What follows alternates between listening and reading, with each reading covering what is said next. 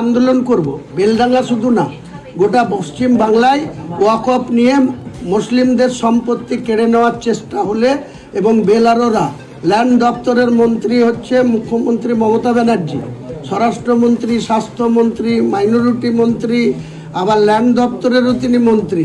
ওনার দপ্তরের বেলারোরা আরোরা এইভাবে মুসলিমদের সম্পত্তি 1 নম্বরে খতিয়ানে নিয়ে চলে যাচ্ছে। আমি মুসলমানদের পক্ষে আছি।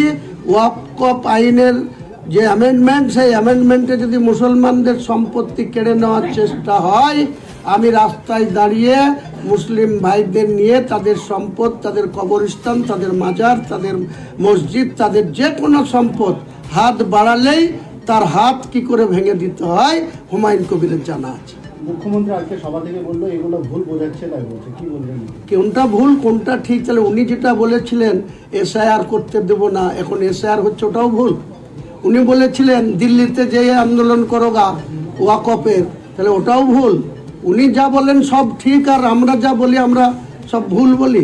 কোনটা ভুল আর কোনটা ঠিক মানুষ বিচার করবে, সাধারণ মানুষ জবাব দেবে। আজকে কি মসজিদের জায়গা ঠিক হয়ে গেল আপনার রাস্তার ধারে? ভাই এসব নিয়ে কোনো কথা বলবো না। অনেক